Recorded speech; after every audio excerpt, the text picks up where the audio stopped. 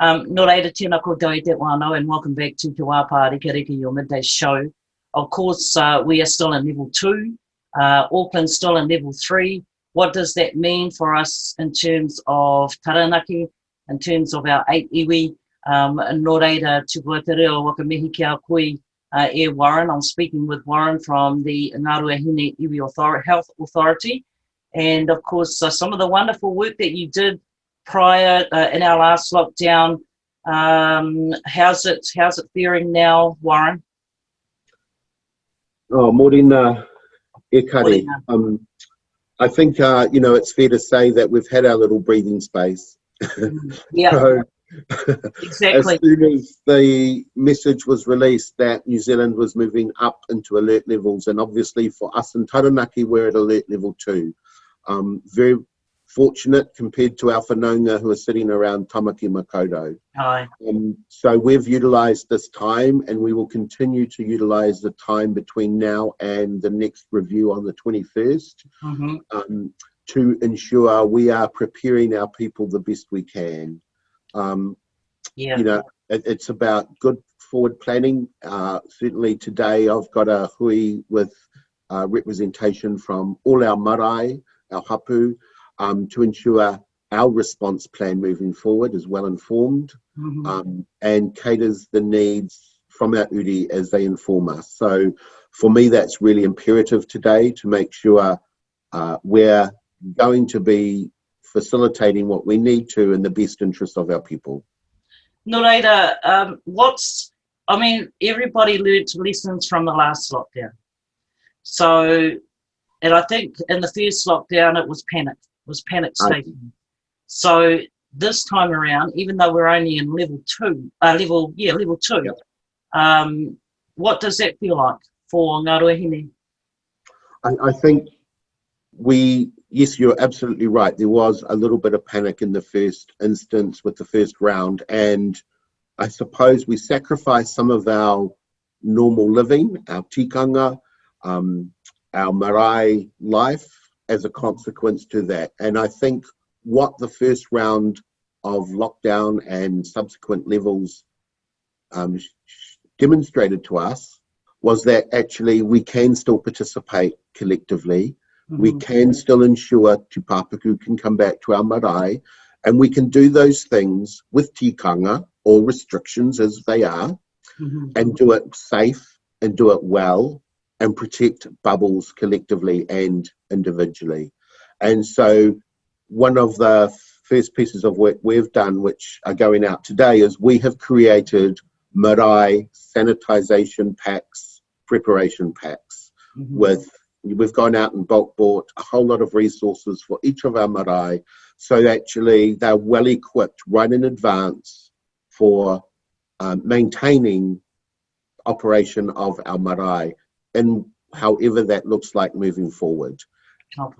We may have restrictions on numbers, and so be it. That does not deter us. I think the reality is what we learned from the previous levels was our vulnerable need to be protected still.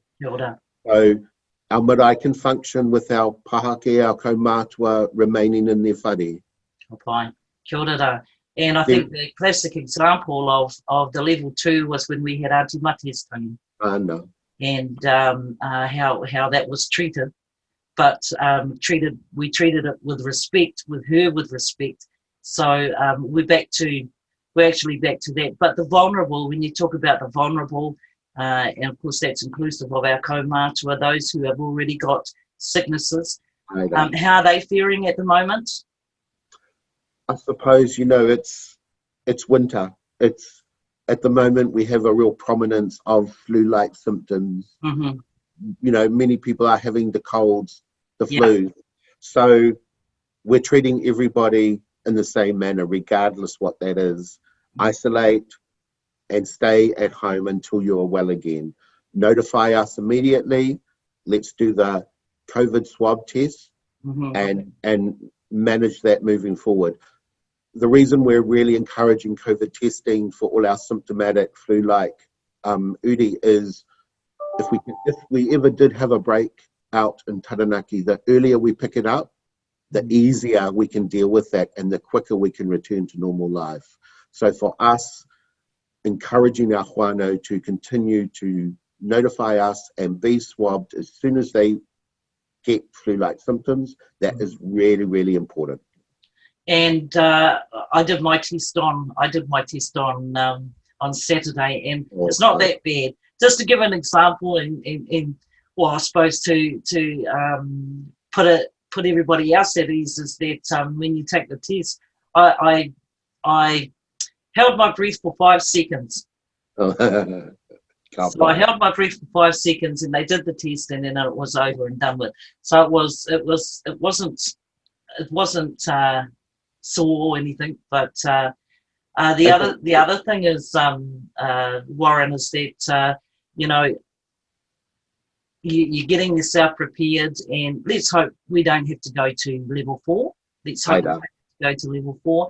But the way that you're bringing in everybody now, like with Hapū, with Marae, I mean, was that a strategy in the last round, or have you realised that from the last round?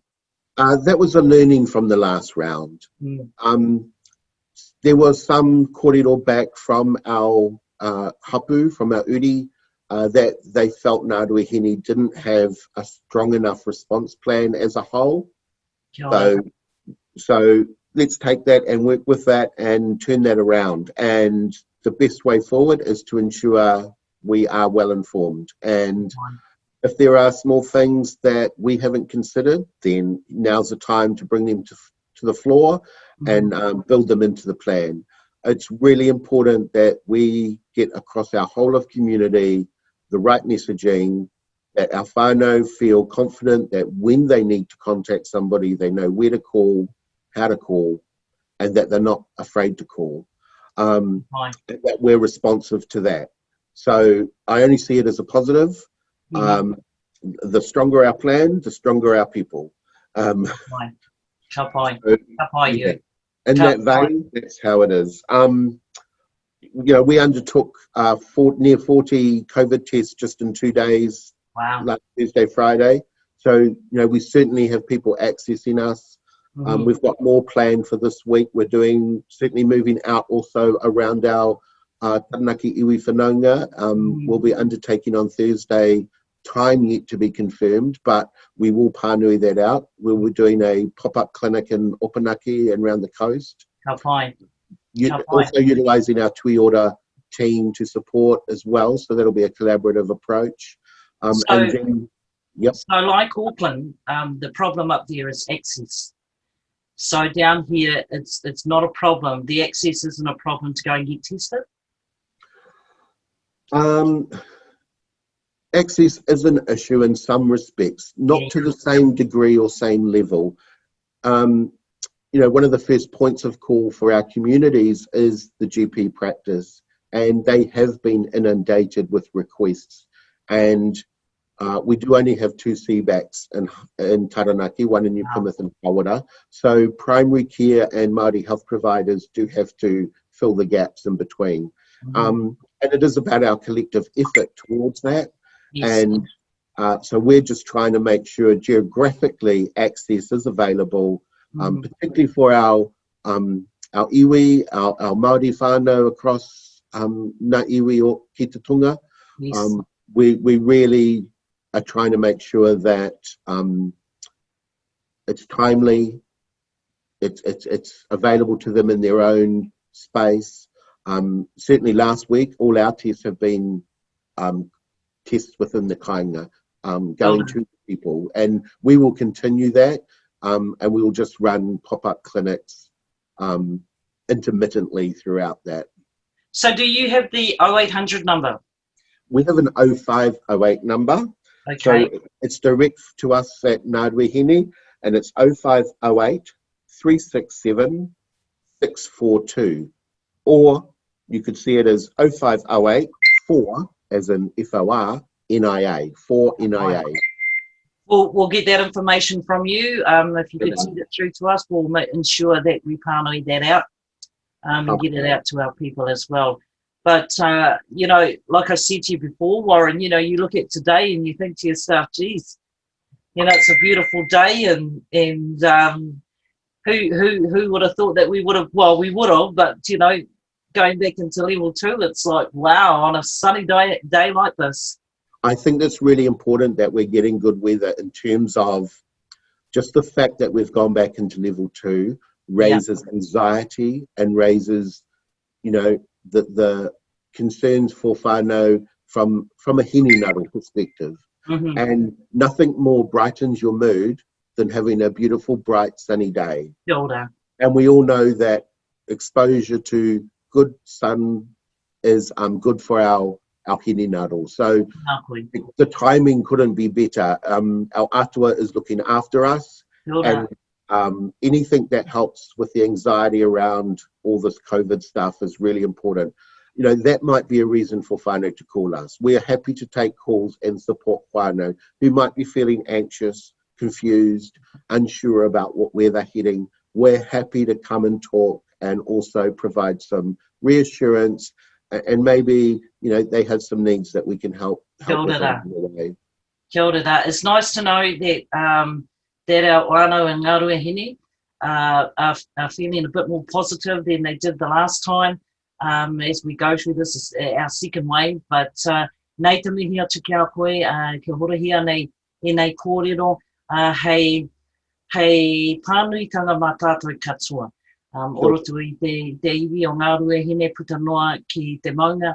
Nō reira, tēnei te mihi atu ki a koe, whai wā i enei wā, te whai wā te kōrero kia mātou a te korimako o Taranaki. Mā te wā, ka kōrero tāua i e tāua anō.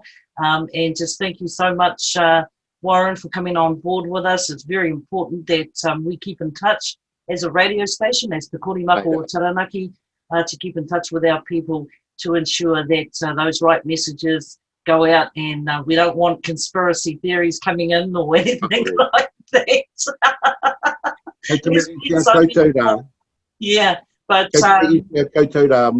more tōtau toko o nā tangata nā whanaunga I raro o tātou maunga. Without te korimako, our messaging, our need to spread the kōrero would not happen as easily. So I really acknowledge and mihi to the whānau of te korimako for all your hard work, and that you bring our stories to life. You bring them to people's kāinga, and when we're trying to keep people at home, you're bridging that gap so effectively. So yeah, I can't speak highly enough of the efforts going in behind the scenes from you and the whole team of Te Korimako.